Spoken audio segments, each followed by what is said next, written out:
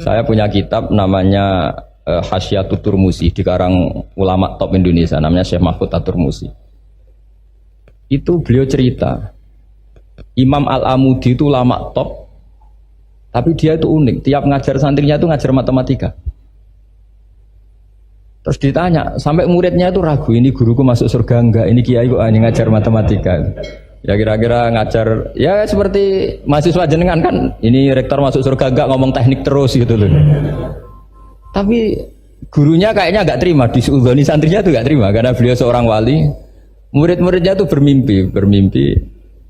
Ini penting saya ceritakan, mungkin agak aneh di dunia kampus ya, di bab ini. Kalau dalam teori kita, Pak On itu, mimpi sama nyata, melihat itu otoritatif mimpi. Ini yang agak aneh di ilmu pesantren.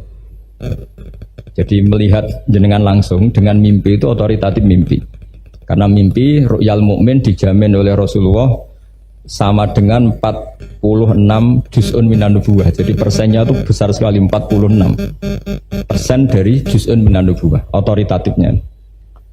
Nah tentu tidur yang benar. Logikanya gini, kata-kata kitab-kitab menjelaskan. Orang kalau melihat langsung itu pasti terpengaruhi oleh cinta atau tidak cinta, senang atau tidak senang, sedang butuh apa enggak. Jadi kalau saya sedang butuh dengan Pak Rektor itu melihatnya dengan penuh harapan. Jadi kalau saya sakit mau mati itu senang lihat dokter karena ini harapan, Rektor nggak ngefek gitu kan gitu. Tapi kalau saya politikus ngelihat ketua partai itu lebih respect ketimbang melihat dokter kan.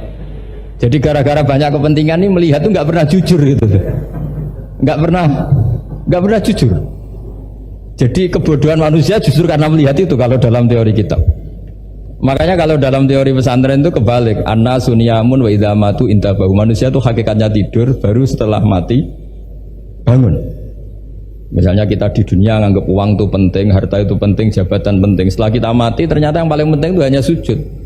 Karena kamu itu kenangan ketemu Allah terbaik itu sujud. Yang kita anggap penting di dunia semuanya tidak penting. Yang kita anggap sepele kayak sholat ternyata itu super penting. Tapi sadar itu nunggu nanti di akhirat. Nah saya ini termasuk syukur yang sadar sebelum sampai akhirat. Jadi termasuk orang yang beruntung lah gitu. Nah kenapa mimpi itu begitu penting? Karena tadi ketika orang tidur itu off semua. Sistem sarafnya, sistem apanya. Yang ada hanya pengendalian Tuhan. Karena dia tidak bisa mengendalikan dirinya sendiri. Apalagi kalau tidurnya benar ya tentu pakai wudhu, terus pakai doa-doa, terus menghadap kayak mayit itulah standar mayit itu menghadap ke kiblat kayak posisi mayit itu. Sehingga dia ada intervensi pada dirinya sendiri, ya tidak punya keinginan dari dirinya sendiri. Kamu kan nggak bisa ingin wah tidur ingin ketemu wanita cantik kan tidak bisa nentukan gitu. Akhirnya ya benar-benar hanya milik Allah. Apalagi kalau kita bacanya benar, terus pikirannya benar. Makanya uniknya dalam Islam adalah doa mau tidur dengan wiridan setelah sholat itu ajarannya Nabi banyak mau tidur. Wiridan subhanallah 33, alhamdulillah 33, Akbar 33 dan disempurnakan seterusnya itu ijazah Nabi kepada Sayyidah Fatimah itu untuk mau apa? Tidur. Bismika wada'tu jambi wa bismika arfa'u. Sampai doanya panjang. Allahumma aljatu zuhri ilaika. Panjang sekali doa mau tidur. Saya yakin jenengan ndak hafal dan ndak paling ya bismika wada'tu jambi apa? Bismika Allahumma ahyawamu. Itu sebagian ustadz bilang itu doa ngaji katanya. Ada seorang ustadz saking mangkelnya, ibu sudah baca doa ngaji belum? Tak diwarai bismika Allahumma ahya bismika wa amut. Wah itu kan doa mau tidur Pak Ustadz. Iya biasanya kalau ngaji tidur. Jadi doa itu kalau itu doa mau. Akhirnya mimpi itu penting karena di situ manusia nggak punya nafsu, nggak punya keinginan, sehingga yang ada itu kata Nabi itu ada sittatun wa arba'una juz'an minan nubuwah. Sehingga dulu itu mimpi itu jadi sarana betul. Kita tahu kan cerita orang-orang dulu, Fir'aun itu kurang jahatnya, kurang kelirunya. Dia mimpi ada api dari Bani Israel yang membakar kerajaannya. Dan semua pentakwilnya sepakat itu maksudnya Anda akan dihabisin kerajaan Anda oleh bayi dari Bani Israel. Begitu juga raja zaman Nabi Yusuf itu mimpi kalau ngalami ada 7 sapi yang gendut dimakan oleh 7 sapi yang kurus. Jadi mimpi itu sarana bahkan dari orang kafir. Karena Ya tadi yang preman ya nggak ada premannya, yang soleh ya nggak ada solehnya, semua dikendalikan oleh Allah Taala pas tidur. Sehingga tidur ini menurut agama lebih otoritatif, asal dengan tidur yang benar. Jangan tidur sambil ngerokok terus terbangun karena ininya kena itu. Nah, cerita-cerita unik begini kalau tidak orang pesantren itu tidak tahu. Karena ini memang khas-khas pembalikan satu fakta yang diyakini orang banyak. Sehingga ulama dulu itu cerita, ini saya teruskan. Imam Amudi itu akhirnya murid-muridnya mimpi. Mimpi di situ tanya, Pak Ustadz, Anda masuk surga enggak ketika hidupnya hanya nerangkan matematika? Oh iya, saya bahkan enggak sekedar di surga.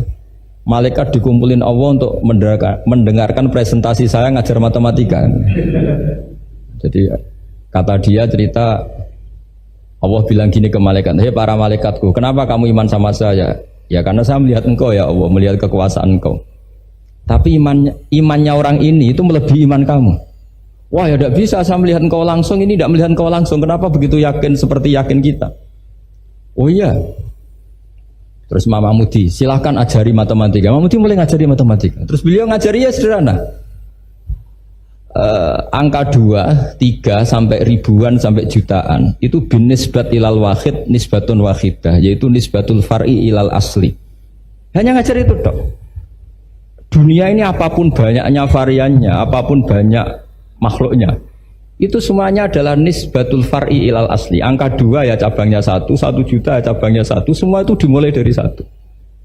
Jadi di mana-mana hitungan itu dimulai dari 1. Dan 1 ini harus ada, yaitu Tuhan. Matematika akhirnya malaikat, keren juga maksudnya. Keren juga maksudnya. Akhirnya Allah bilang, dan itu didawuhkan juga oleh Rasulullah SAW, tuba liman amana bi walam yaroni. Yang hebat itu imannya orang yang enggak melihat saya. Makanya masyhur itu malaikat ditanya Allah, siapa imannya yang paling kuat? Ya kita, karena melihat engkau langsung ya Allah. Para nabi. Terus tapi yang dari sekian pertanyaan itu jawab sama, yang paling ajaib adalah umat-umat Muhammad di akhir zaman, enggak menangi nabinya, juga enggak pernah lihat surga neraka, tapi iman sama saya. Dan mereka punya cara untuk imannya ini berkualitas sama dengan kamu para malaikat. Ya diantaranya dengan cara logika yang saya utarakan tadi. Am khuliqu min ghairi syai'in am humul khaliqun. Kalau alam raya ini wujud, maka penyebabnya harus sesuatu yang wujud. Masa sesuatu yang enggak wujud menyebabkan yang wujud. Kalau angka 10 ada, 1 juta ada, pasti dimulai angka 1. Makanya nisbatus naini wal arba'ah ila ma la nihayatalaha, itu semuanya nisbatul far'i ilal asli. Semua angka berapapun jumlahnya itu binisbat ilal wahid adalah nisbatul far'i ilal asli. Subhanallah wa bihamdihi 'adada khalqihi wa ridha nafsihi wa zinata 'arsyihi wa midada kalimatihi. Subhanallah wa bihamdihi 'adada khalqihi wa ridha nafsihi wa zinata 'arsyihi wa midada kalimatihi.